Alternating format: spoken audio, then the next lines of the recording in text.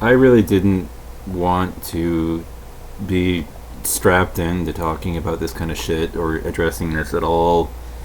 Unfortunately for me, I mean, I don't know, maybe in the past I was a little bit too open about my life and my set of circumstances and my fucking problems, and I should have just shut the fuck up and let, you know, just figure it out for yourselves instead of fucking telling you what the hell was going on.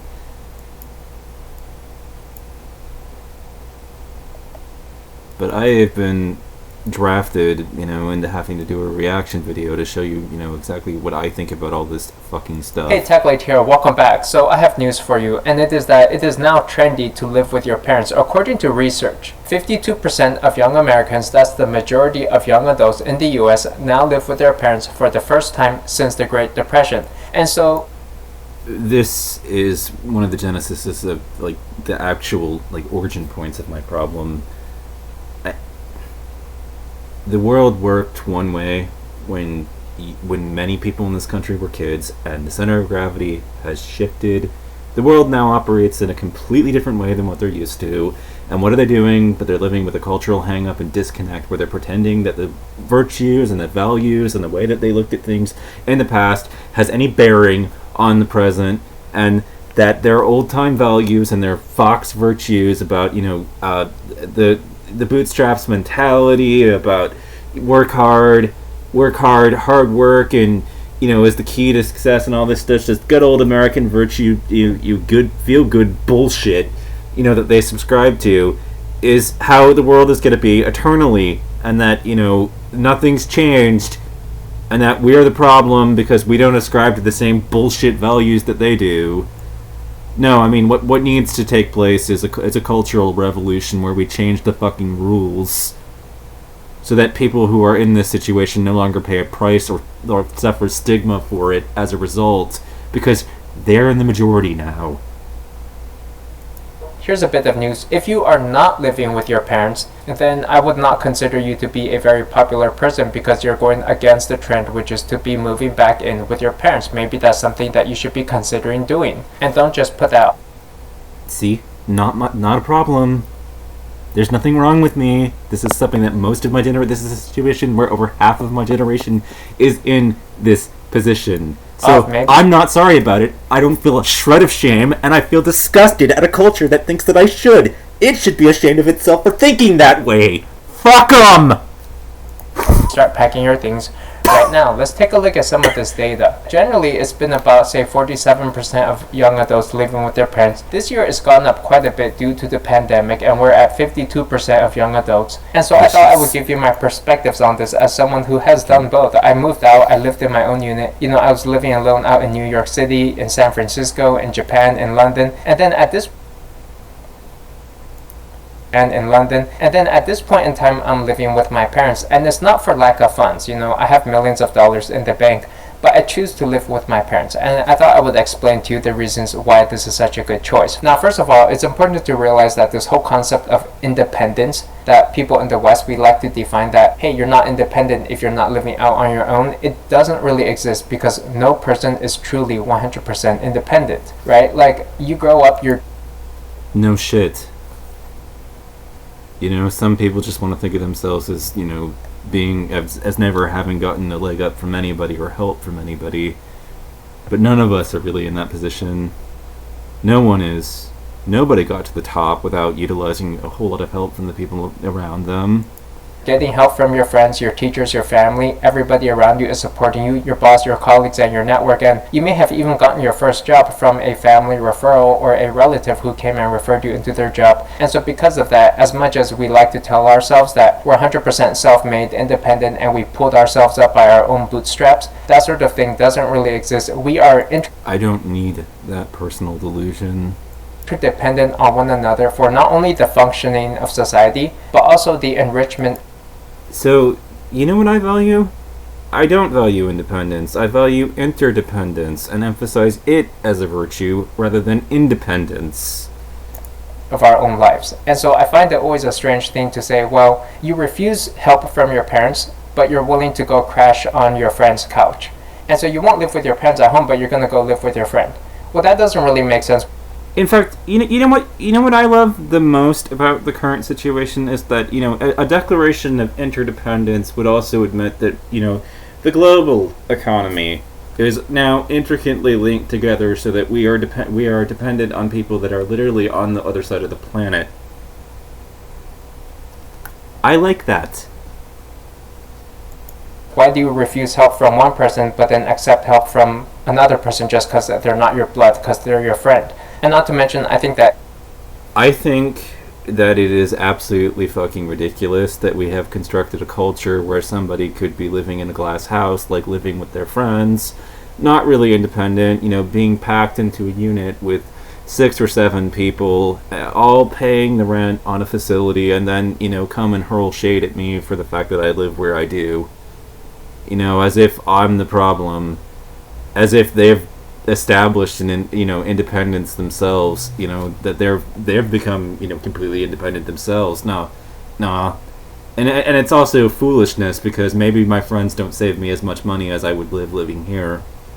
if you were truly smart, you would be able to utilize all of the resources that you are born with, whether it be your parents, your circumstances, your society, your friends. Everybody's born with something. And you would do well to utilize 100% of the resources available to you to your advantage in order to get you as far as possible in life, instead of intentionally crippling yourself, getting rid of all of the resources that you were born with, intentionally cutting off help from people who are there to support you, and trying to say, well, you want to see if you can go do something 100% by yourself, all by yourself. And in a way, that's really like saying you want to see if you can climb to the top of Mount Everest all by yourself without any help from friends or family, because you just want to be able to call yourself independent, when in reality, I think the people who actually do reach the top use all the help that they can get. And no fucking shit, they do.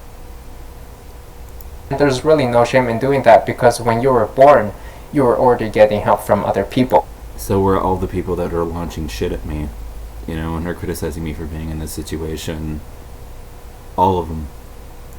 Anyways, now another thing to know is that when I was younger, I remember I used to have a lot of issues finding a good reason to move out of the house, and that was because I didn't work a standard 9-to-5 job. I don't work a standard 9-to-5 job. I run a company store that only depends on me, shipping things off to the company, to Amazon every now and then. Yes, my store is currently empty. Doesn't mean it's not real. That time was being self-employed, working on my own apps, doing my own businesses, and so because of that, there was no location I needed to go to, no office I needed to go to. Nope, no location I need to go to, no office I need to go to, none of that. In order to shorten my commute. And so I realized that generally the reason people move out and lock themselves into like a 1 or 2 year lease at an apartment and invest in filling that whole space up, you need a really good reason for that, and generally that's going to be having a job in a certain location. The thing is, my job doesn't depend on where I live at all anymore, because I've created it for myself. So with the rise of remote work, where we can pretty much just work out of our own homes, and combine that with some people losing their jobs, getting laid off, and then you also have college students who their campuses are being closed, so they really have nowhere to go. All of these people are pretty much, they just don't have a strong reason to move out anymore. And the decision to do so becomes more and more difficult to justify, if it is even justifiable at all. And in terms of money, if you were to actually sit down and do the calculations on how much money you'd be saving, and here's the part that makes me really righteously pissed off. Right. We get into this. Let's get into the statistics about all this. As a general rule, people usually say that they can spend 30% of their gross income on apartment rent. And when you consider that another 30% is going into taxes, then really you're spending 30% on rent, 30% on... So 60% of your income is already gone, on the basis of paying for, both taxes and rent. So, you know how much I have to contribute to this room? All food, all expenses, paid for. $300. That's it. That's the whole fucking room, and every other expense is paid for and provided by my family, including this internet account. So I take in, and I'm left with about $1,500 to play around with it month to month, which for the most part gets channeled into or any number of other things, or my BlockFi account, as well with Bitcoin. I tend to save most of it. That tends to be what I do, and I've been building a credit history. I'm done with the shame and whatnot, though.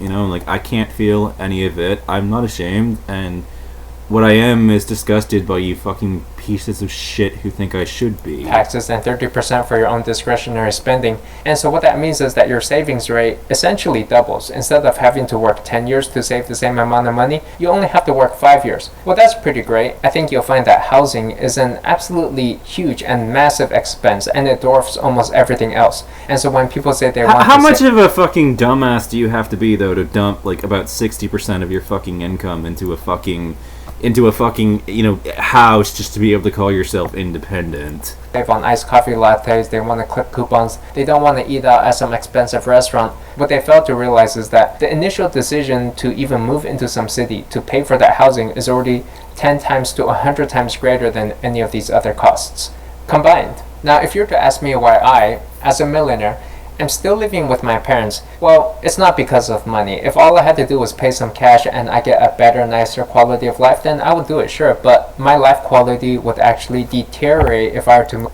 Oh, right.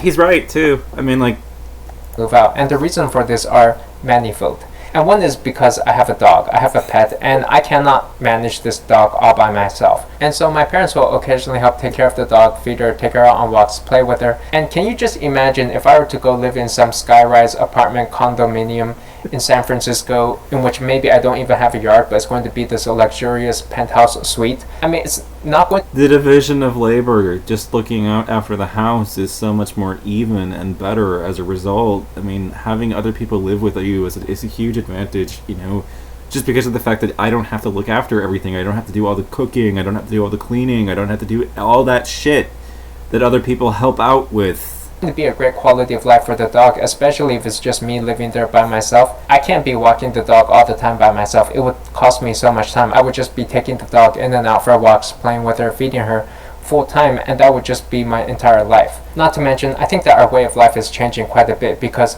these days, if you want to and there it is. The trouble that I have with it is that our way of life is changing very much these days, and yet our cultural values haven't changed with the fact that our strict set of circumstances and our way of life has changed. There's this disconnect where our way of life changes and yet our values stay the way that they were. The more things change, the more they stay the same. Well, I'm saying that I think that changing times require changing values, and that those that cling to those values deserve to get run the fuck over by a fucking train.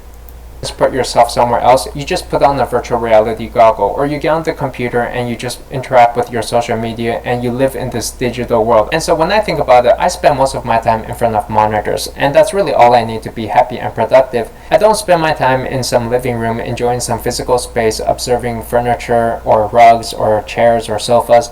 And so this need for a physical space in order to call your own it's not even higher on my priority list. Not to mention, I save a lot of time because a lot of the household tasks can be combined and shared among people. And time is one of the most valuable resources that anybody has today. And so, for example, cooking, cleaning, maintenance, repairs, and all of the upkeep of maintaining the house can be shared among people, and so my burden becomes less. And that goes the same for shared appliances. Preach.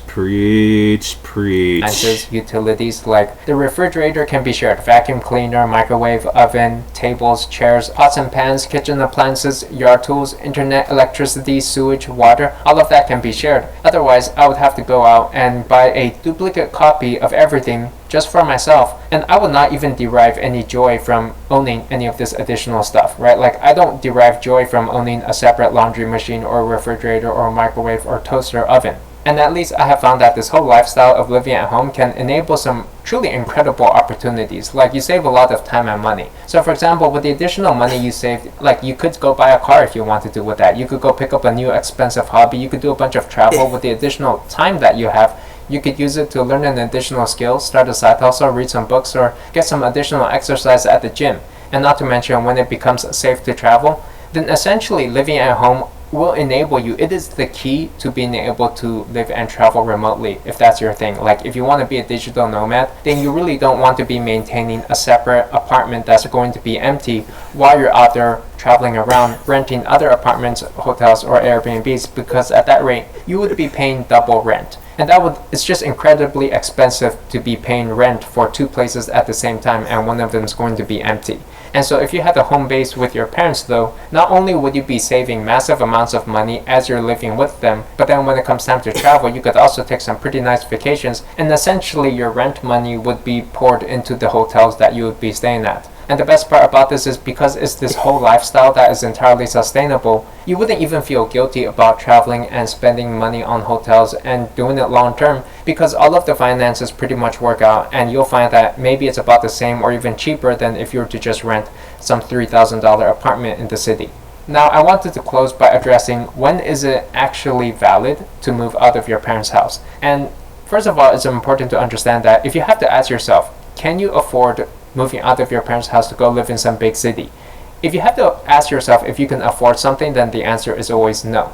And that's a common saying. If you have to ask yourself if you can afford a car, a watch, a bag, or anything, then the answer is going to be no. You want to be earning so much that it doesn't even affect your finances if you were to go out and purchase something. And usually it's going to come to a point where maybe it's just going to be a no-brainer for you to get this. Like for example, if you got married and you had kids and you just needed the additional space, then it's not a question that you ask if you can afford something. It just becomes a necessity at that point, and it becomes a no-brainer question.